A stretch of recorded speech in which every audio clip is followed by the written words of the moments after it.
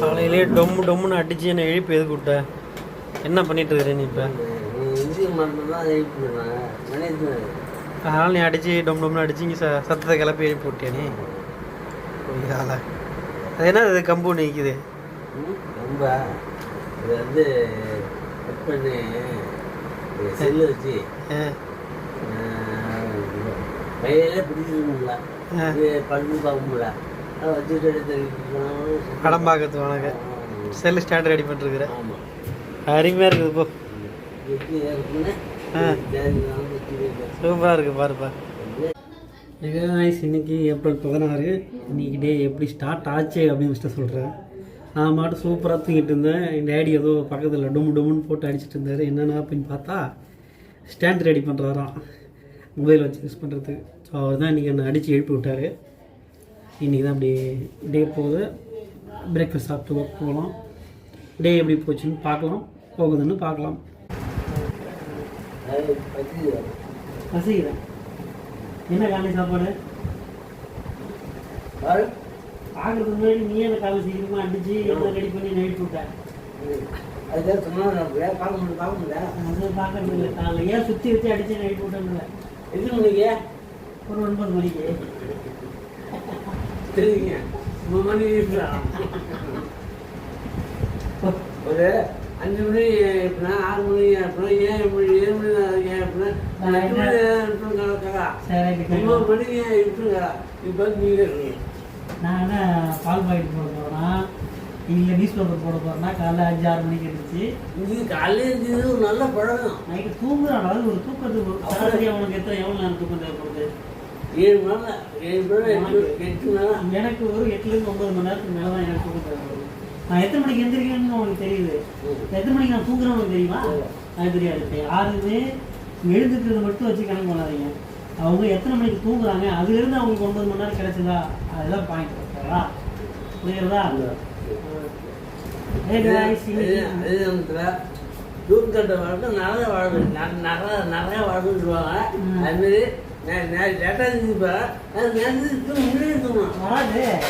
அதான் தூக்கம் வராது. இன்னைக்கு நம்ம வீட்டில் என்ன பிரேக்ஃபாஸ்ட் பார்த்தீங்கன்னா உளுத்தங்கஞ்சி. என்னுடைய உளுத்தங்கஞ்சி தானே மூட்டு வலியா? அதனால அம்மாவுக்கு மூட்டு வலி தான் செஞ்சீங்களா? உனக்கா?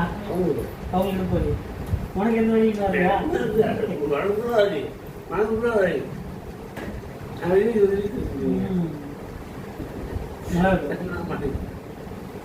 முப்பத்தஞ்சு அது இது பிரேக்ஃபாஸ்ட்டு தொடர்ந்து பார்த்தீங்கன்னா அதில் ஒன்றும் கிடையாது. இப்போதான் நம்ம போட போகிறோம். என்ன பிரேக்ஃபாஸ்ட்டு? சப்பாத்தி நேற்று நெகட்டிவ் வீட்டு வச்சுட்டாங்க. காலைல 2 போட்டு கொடுத்துட்டாங்க. வேலை முடிச்சு எங்கள் வீட்டில் எப்போ சப்பாத்தி போட்டாலும்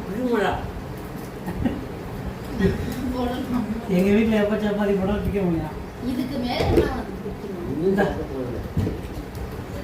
கூடவே வந்து அழகான சைடிஷ். என்ன சைடிஷ்? மீல் மேக்கர் முட்டை போட்டு என்ன கிரேவி பேர் வைக்கிறது? Meal maker gravy. Meal maker gravy. Meal maker மிளகு சீரகம். அதாவது இவ்வளோ பெரிய முட்டை வாக்கெல்லாம் தென்படாது. அதில் இருக்க மிளகு சீரகம் வாக்கெல்லாம் தென்பட்டுச்சா? எங்கள் வீட்டில் தங்கச்சி செஞ்சது சப்பாத்தி தான் எனக்கு பிரேக்ஃபாஸ்ட்டு. மீல் மேக்கர் முட்டை போட்டு மிளகு சீரகம் போட்டு மீல் மேக்கர் மிளகு சீரகம் போட்ட முட்டை கிரேவி. என்னென்னலாம் போடுறது அதெல்லாம் சொல்லிட்டு அவ்வளோ பெரிய பேரை வைக்க முடியாது. மெயின் டிஷ்ஷை மட்டும் தான் பேரை வைக்க முடியும். ஓகேவா? Okay. Egg and pepper gravy. Egg and pepper meal கிரேவியா? மீல் மேக்கர் கிரேவி அப்படின்னு சொல்லிட்டு போவோம்.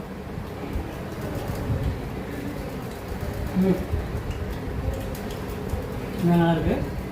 நல்லா இருக்கும். பிள்ளைங்க பாராட்டு நல்லா இருக்குங்க. ரஜமோட பரவாயில்ல. அதே மாதிரி கடமை கூட போட்டு பண்ணிட்டே இருந்துடலாம். இது கூட செய்யணும். நமக்கு இதுதான் பெரிய விஷயம். அதாவது கல்யாண பிரேக்ஃபாஸ்ட் பற்றி சாப்பிட்டே இருக்கும்போது பன்றி குட்டி கவிதை மட்டும் இருக்கும். மகிழ்ச்சியான பன்றி குட்டி. நான் மகிழ்ச்சியான பன்றி குட்டி. மொத்தம் இதில் தலைமுறை 3 இருக்குது. ஃபஸ்ட்டு தலைமுறை ஒரு பண்ருட்டி வந்து கதை சொல்கிற மாதிரி, அதாவது உங்கள் அப்பா ஒரு கதை சொல்கிற மாதிரி, ரெண்டாவது தலைமுறை நீ ஒரு பண்ருட்டி நீ ஒரு கதை சொல்கிற மாதிரி, மூணாவது தலைமுறை நான் ஒரு பண்ருட்டி நான் ஒரு கதை சொல்கிற மாதிரி. ஆமாம், இப்போ அந்த இந்த பண்ருட்டியை பற்றி ஒரு கதை சொன்னார். என்ன சொன்னான், ஒரு யாரை திருவானந்த வாரியாரா? திருவானந்த வாரியார். சரியா? அவர் யானை ரொட்டி குடிச்சு வச்சு பெருசாக வந்து பட்டையெல்லாம் போட்டுது. அதே வரப்புல பண்ருட்டி வந்து இதில் வந்து பண்ருட்டி வந்தோடனே சரி என்ன டக்குன்னு என்ன பறிச்சு கீழே இறங்கி நடந்துச்சு. கீழே வந்து நடந்து போச்சு. பண்ருட்டி போட்டோம் அப்படின்னு சொல்லி நடந்து போச்சு. அப்போ பண்ருட்டி போய் இன்னும் பண்ணிட்டு வச்சான். அந்த பக்கம் ஐயா இன்னும் வேலை கீழே இங்கே அதுக்கு பண்ருட்டி வச்சா நானே குளிச்சு பட்டை போட்டு அதை போட்டுறேன். நானே குளிச்சு போடுறேன். ஏது சைடு வந்துருக்கா ஏன் உன் மலை இட்லின்னா அது பருமையாக போகிறேன். இந்த கதை நல்லா இருந்தது. பழைய கதை நல்ல கதை. இப்போவுமே அதான் சொல்லுவாங்க, என்னன்னா சாக்கில் கதை தூக்கி போட்டால் அது ரொம்ப நாள் அடிக்கும். புதுசாக 2 வராது. இது எல்லாமே சிங்கிள் மீனிங். அது ஒட்டி தான் வரும். சரி, தலைமுறை 1 உங்கள் அப்பா பண்ருட்டி என்ன சொல்கிறாருன்னு கேட்போம். நான் மகிழ்ச்சியான பண்ருட்டி இதுதான் தலைப்பு. அதில் வந்து தலைமுறை 1 உங்கள் அப்பா என்ன சொல்றாரு, என்னிடம் விசுவாசம் மிக்க ஒரு பண்டு இருந்தது. அதை பல நூற்றாண்டுகளாக நான் பழக்கினேன். தேவையை பொறுத்து அதன் தசைகளை அவ்வப்போது அறுத்துக் கொள்வேன். சாந்தமாக இப்படி சொல்லும், நான் உங்கள் வீட்டு கோதுமை தவிட்டாலும் நீராளுமானவன். எதிர்பாராத விருந்தினர்களால் ஒரு நாள் வீடு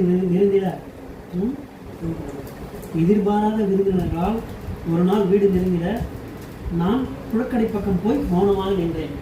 அது பண்ணிக்கிட்டு வரும் அப்படின்னு இருந்துச்சான். புரிந்து கொண்டு சிரித்தபடி வந்து வெட்டு மேசையில் படுத்தது. அதன் காதில் சொன்னேன், ஞாயிறு அந்தியில் உன் இரத்தத்தால் செவ்வானம் செய்வேன். உன் மாமிசம் மகிழம்பூவில் வாசமாயிருக்கும். இப்போது அதன் கழுத்து வெட்டுவதற்கு சிரமமாக இருக்கவில்லை. மறுநாள் நான் உறங்குகையில் அதன் குட்டி என் சுண்டு விரலை தின்றுவிட்டது. அந்த பனிக்குடியோட குட்டி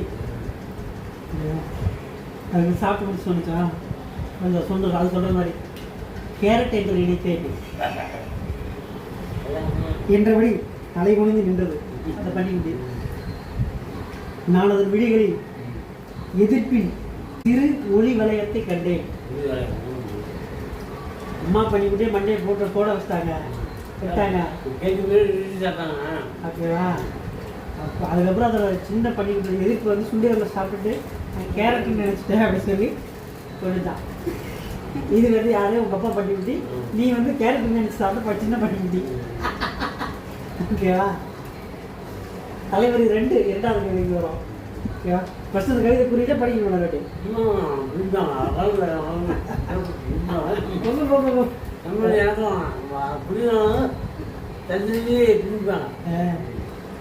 தலைமுறை 2 என்னன்னா, இதயத்தை பிடுங்கி எடுத்த பின்னும் கூட பாருங்கள், கனத்த உடலை இழுத்துக்கொண்டு அந்த பன்றி காட்டுக்குள் எப்படி ஓடுகிறது. ஈட்டியோடு அதனை விரட்டினோம். ஓரடுக்கு செம்பருத்தி பூவை பறித்து தன் இதயம் இருந்த இடத்தில் வைத்துக்கொண்டு இன்னும் அது வேகம் எடுத்து மறைந்தது. இந்த கதையை சொன்னதிலிருந்து நாளும் என் கிழத்தி செம்பருத்தியை சூடிக்கொள்கிறாள். ரத்தக்கரையேறிய ஈட்டியில் துரு பரவி மிகுகிறதா அப்படின்னா, ரத்தக்கரையேறிய ஈட்டியில் துரு பரவி மிகுகிறது மழை விட்ட பாடியது. என்ன புரியுது?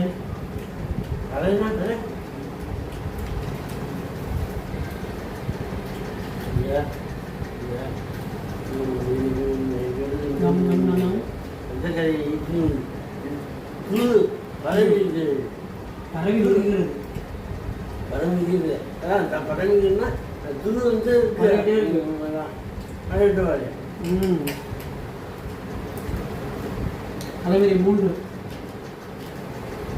இந்த 4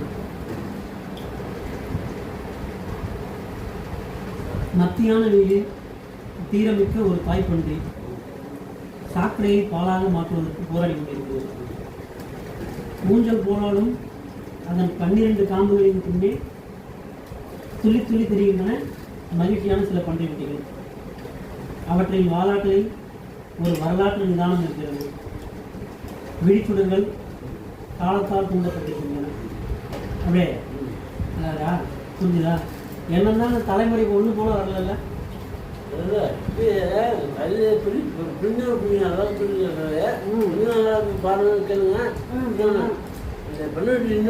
படித்தான்.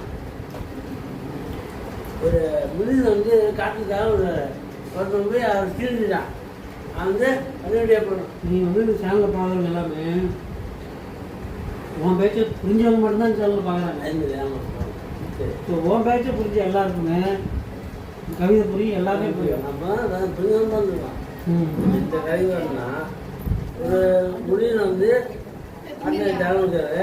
ஒரு முனிவர் வந்து காட்டில் தவம் இருக்கிறாரு. ஒருத்தன் போய் அவர் டிஸ்டர்ப் பண்ணிடுறான். ஒருத்தன் போய் அவர் போய் டிஸ்டர்ப் பண்ணிடுறான். நான் வந்து கடை அப்படி சாப்பிச்சிடுறாரு. பண்ணியாக மாறி போகிற பன்னியாக கடன் சொல்லி சபிச்சிடுறாரு. அப்போ வந்து அந்த ஆள் என்ன பண்ணுறான், இந்த மாவனை கூட்ட தம்பி நான் பண்ணியாட்டோன்னே எனக்கு வாழ்றது கஷ்டமாக தான், என்னை வந்து பண்ணு கொண்டு அப்படின்னு சொல்லிட்டு எந்த வந்து வச்சுருந்துருவான். சரிப்பா நான் ஒன்று இருக்கிறான். பண்ணியானோடனே அந்த சகரெல்லாம் ஒன்று ஒன்று பண்ணி கொடாகும் போது அது சுகசா நல்லா இருந்தது. அந்த வாழ்க்கை பெரியலாம் இருக்குது. அப்புறம் அப்புறம் குடும்பம் அதெல்லாம் பொண்ணு போயிருந்தாரு. அதிலே வாழ்ந்துறாரு. கண்டிப்பாக வாழ்ந்துறாரு. நான் வந்து வேணாம் எங்க ஆளுக்கு எனக்கு வாழ்க்கை அப்படின்னு இல்லை அனுப்பிச்சிட்டாரு. அதான் அதில் போய் சேர்ந்தோடனே அதிலே வாழ்ந்துறாரு. ஐக்கு போயிருந்தாரு. அந்த கதை படித்தேன். ஒரு பிடிச்சா இது அந்த மாதிரி தான் இருக்கு. இப்போதான் அதாவது ஒரு முனிவர் வந்து என்ன பண்ணுறாரு, முனிவர் என்ன பண்ணாங்க, தவம் இருக்கிறாங்க. இந்த தவம் இருக்கும்போது ஒருத்தர் வந்து ரிச்சப் பண்ணிடுறான். அவனை வந்து பனிக்குட்டியாக மாறிப்போன்னு சொல்லி இவர் சபிச்சிருக்காரு. சபிச்சதுக்கப்புறம் அவர் பனிக்குட்டியாக மாறுறாரு. பனிக்குட்டியாக மாறின ஒரு கணம் வந்து யோசிக்கிறாரு, ஐயோ இந்த வாழ்க்கை எனக்கு பிடிக்கல. யார் மான்கிட்ட சொன்னாரா? மகன்கிட்ட சொன்னாரான். மகன்கிட்ட சொல்லி என்னை வந்து பொண்ணுடைய இந்த பனிக்குட்டி வாழ்க்கை வேணாம் அப்படின்னு சொல்லிட்டான். சொன்னதுக்கப்புறம் இவர் போயிட்டு சாக்கல்ல இங்கெல்லாம் உழுந்து பிறண்டு ஜாலியாகி ஒரு மாதிரி ஜாலி ஆகிட்டாராம். ஜாலியாகி பிள்ளைலாம் பார்த்து குழந்தை முடிய போட்டாராம். அவருக்கு அந்த வாழ்க்கை பிடிச்சி போயிட்டான். அப்போ வந்து அவங்க மகன்கிட்ட வந்து பனிக்குட்டியை வந்து நீங்கள் மாறிட்டீங்க, உன்னை கொல்லாமான்னு கேட்கும்போது, ஏய் வேணாடா தம்பி, நான் இதே ஜாலியாக இருக்கிறேன், இந்த வாழ்க்கை ரொம்ப செம்மையாக இருக்கு, அதெல்லாம் இதை கொள்ளாதரா அப்படி சொல்லிட்டாராம். அது எல்லாரும் சொல்கிறேன், இந்த மாரி இப்படி பண்ணிட்டு வாங்கி வாழ்ந்துருக்கியா? எல்லாருமே அப்படிதான். ஒரு காலம் அதான் ஜாலியாக இருப்பாங்க. அது வந்து குடும்பம் அதே பண்ணும்போது பண்ணிட்டு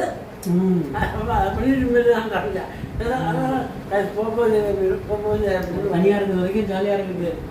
டிஸ்டர்ப் பண்ணி குடும்ப வாழ்க்கையில் போகும்போது பண்ணிக்கிட்டே மாதிரி இருக்குது. வேலை அப்படிதான் இருக்கலாம். வேகத்துக்கு வரணும் முடிஞ்சு சாப்பிட்டு வேலைக்கு போன பேமெண்ட் சோறு எல்லாம் சோறு போட்டாங்க. முருங்கைக்காய் சட்டி நிறைய வறுத்து வச்சுருக்காங்க. முருங்கைக்காய் வரவல் ஆனால் முட்டை சாப்பிடாது. அப்புறம் கூடவே பார்த்தீங்கன்னா முட்டை பொரியல், அப்புறம் அந்த மீன் முட்டை பொரியல் எல்லாம் இருக்குது. என்ன ஃபுட்டுன்னு கோசை பார்க்காங்க.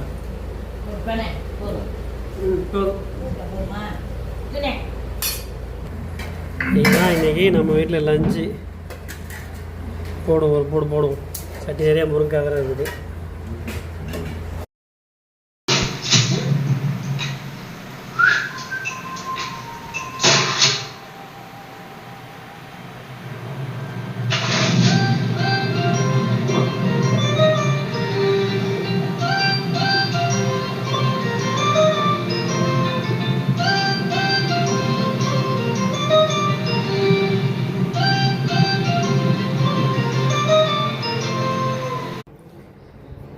அன்னைக்கு வேலையை முடிச்சுட்டு வந்து பார்த்த படம் ஒரு சின்ன படம்.